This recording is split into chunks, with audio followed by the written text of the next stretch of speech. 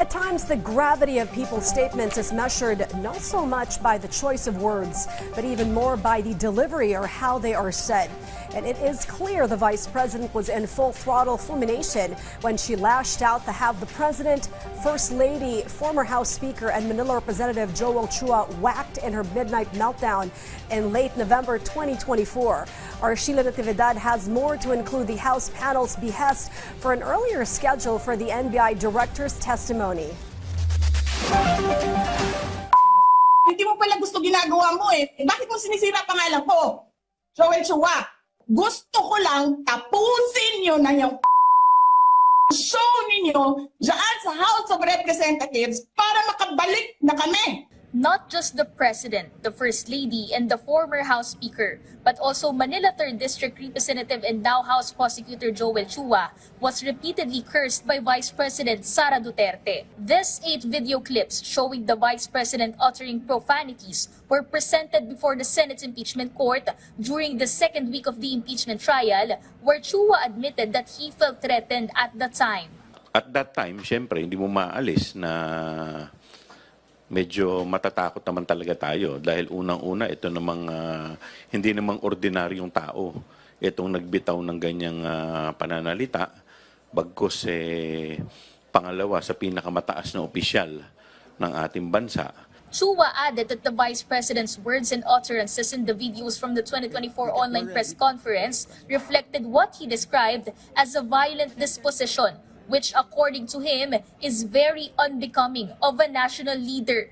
Meanwhile, NBI BARM Regional Director Jeremy Lotoc reinforced the earlier testimony of Senior Agent John Mark Calilung last week as he explained the steps taken by the NBI Cybercrime Division in authenticating the video.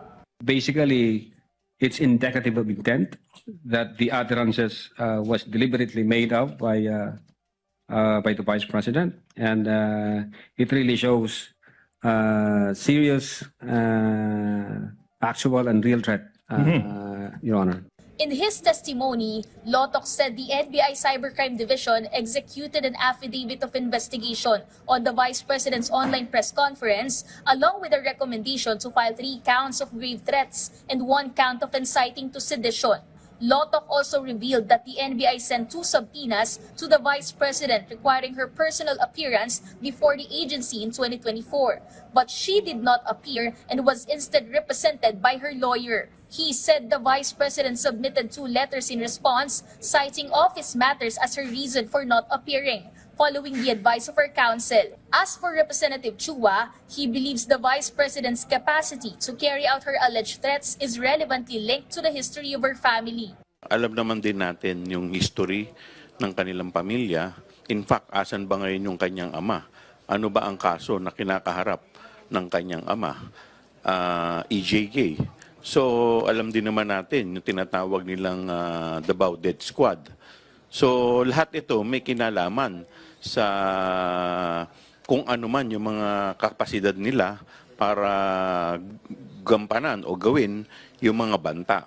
The prosecution panel has also submitted a manifestation before the impeachment court seeking to present NBI Director Melvin Matibag as a witness at an earlier date due to his prior official travel commitments abroad, including a meeting with the Federal Bureau of Investigation. In this sense, Presiding Officer Senator Cheese Escudero directed the panel to submit a copy of Matibag's request along with his travel authorization for evaluation by the Senate's impeachment court. Sheila Natividad for The Nation.